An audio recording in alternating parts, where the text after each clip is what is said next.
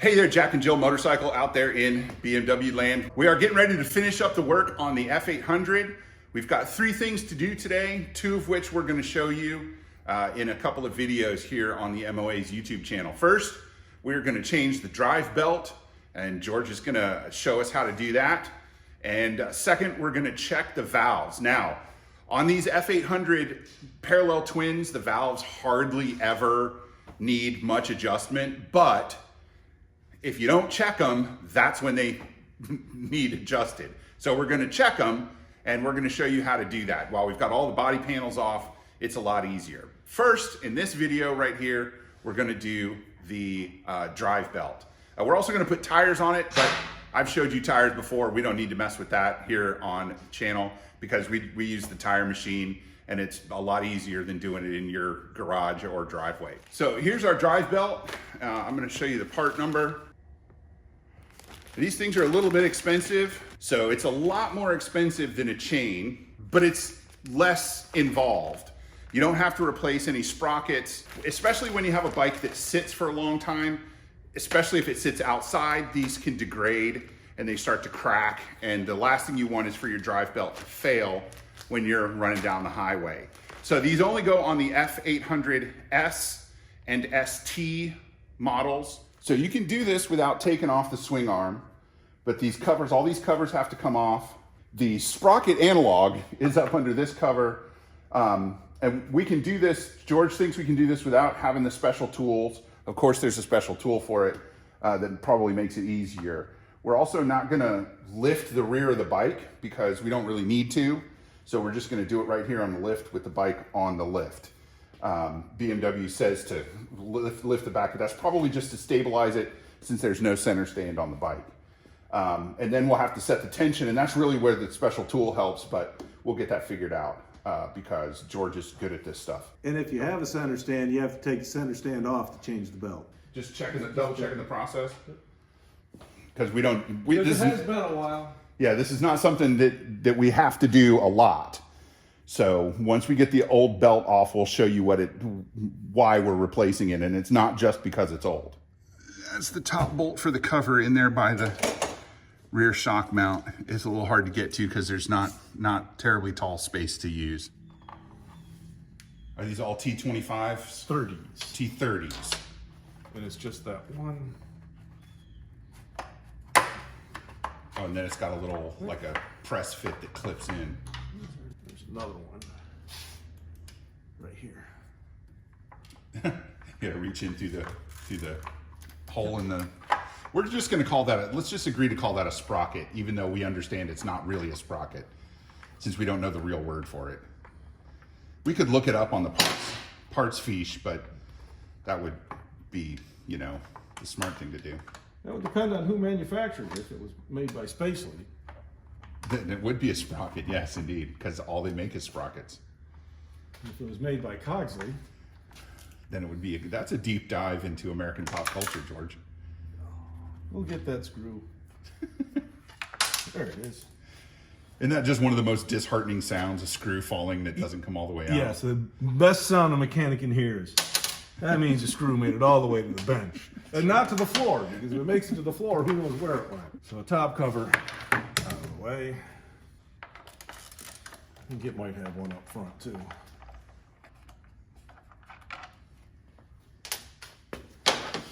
And so this is something that you want to keep track of because these bolts are different lengths. So let's see if it'll focus. This is the top cover bolt, and this is the bottom cover bolt. So here you can see this is the inside, this is the outside of the top cover for the sprocket or belt, and there's the one I showed you, and there's the other one that has the clip on it. There it goes. That you get through from this side. And then the bottom one just has that one hole that's at the bottom of the swing arm from where you can see it. And then the rest is the clips. You can see here, like the clips that go into the other fittings. So 3 bolts total. Sorry, 3 bolts total on the 2 covers. Then we're going after. And it looks like I see 1, 2, 3, Three. Three. And they're calling it pinion, front pinion. Pinion. Well, not knowing what an actual pinion is, I will just go with that. Well, I don't like that, because in a ring and pinion, a pinion is a different thing than a flat cut wheel. Isn't a pinion a kind of gear? Yes. Ta-da. So now you can see the whole assembly for the drive belt. There's the front pinion and the rear pinion. And if we were doing a chain, we would replace them. They would be sprockets and we would replace them, but we're not going to replace them. And it looks like, I know it looks like you can't do this without removing the swing arm, but we are gonna do it. We take the foot plate off next. Without removing the swing arm, because we're gonna take the foot plate off. And those look like 45s. Yeah, sure, we'll go with that. And you have to be careful of the brake line. You don't want to bend it. You can flex it a little, but you have to be careful. So that's something, should you remove that first, or are you just careful enough? I'm careful enough, but I do this for a living. True enough.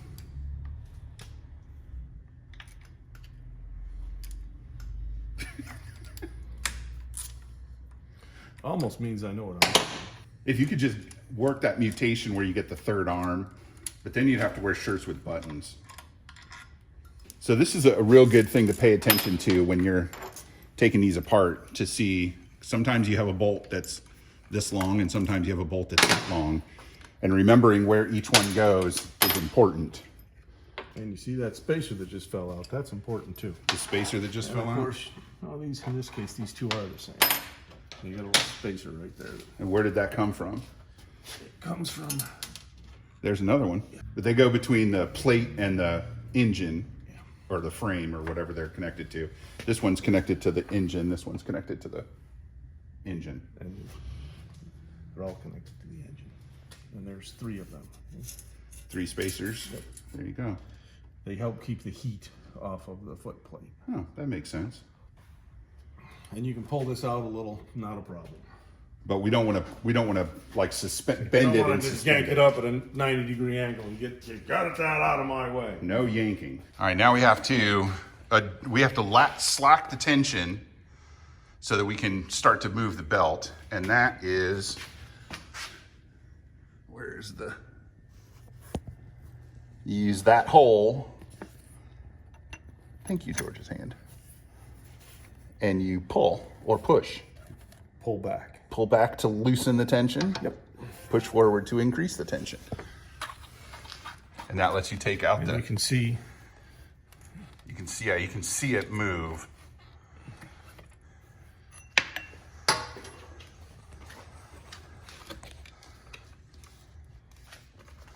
Now we're ready for the belt to come all the way off, or at least to come off there.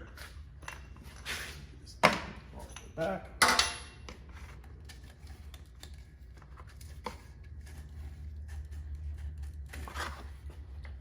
Just comes right off, doesn't it? Gently hold this out of the way.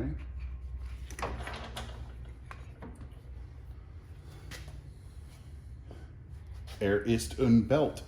That was, I mixed German and French. So we'll take a look at it, and you can, I don't see any obvious cracking, but it is clearly old. So we might have gotten away with leaving this on, which I might have done if it was my bike, but it is not my bike. It will belong to somebody else, and I feel safer putting a new belt on it, even though it's expensive, than leaving the old belt. Assembly is the reverse of disassembly.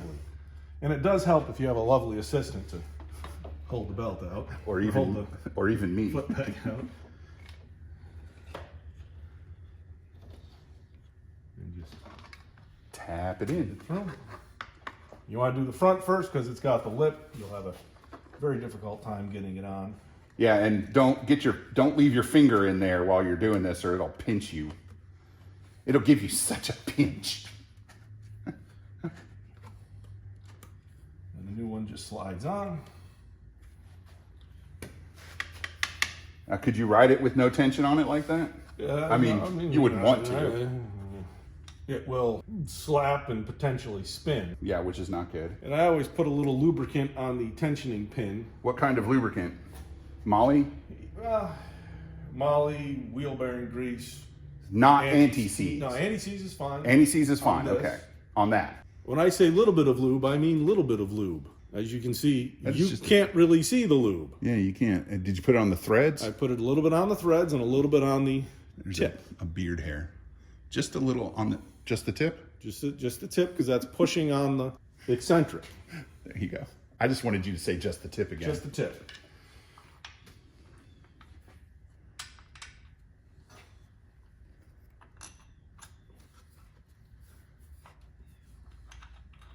I'm surprised at how straightforward and not terribly difficult this was. If you had a center stand, we'd still be taking off the center stand. Yeah, that's true. Those things do not come off easily. So as you can see, not a super difficult job to do. So you could, this is definitely something you could do at home, provided you had the ability at home to get the bike upright. To me, the hardest part about this whole job is getting those these spacers. three little spacers back in. Because those spacers go inside. I can't even really. They go inside like a washer, but on the other side of the bolt. Somebody moved my bolts. I put them back exactly the way they were. Did you? Tall on this side, short on that side. I think the short one goes here. Yeah, the short one goes to the front, but that doesn't have very much thread engagement. That one's got a ton. Yeah, it does. That's why I accused my lovely assistant of messing with my bolts. Just a little bit of lube. You just take a little bit of lube. In this case, we're going to use the grease for its sticky purpose. Right. The sticky properties. Because it'll stick to the aluminum and it won't fall off right away. And you use that same goo for pretty much everything, don't you? Yep. I've even seen you use it as a salad dressing. It is food grade. Is that Carl? Mm-hmm. Hi, Carl. Hi. Don't curse, we're making a video. Okay. So now he's gonna put the foot peg bracket back on. And as always, we're not gonna tell you what the torque values are because you need to look them up for your bike. They could be different for your bike, and they very likely are. So we'll come back when this is all done. 50s you can, or 450s. And click. So now that that's done, we're gonna put the covers back on. And once again, what is it we always say? Assembly is reverse of disassembly. You just have to remember where the things went and which bolts went where.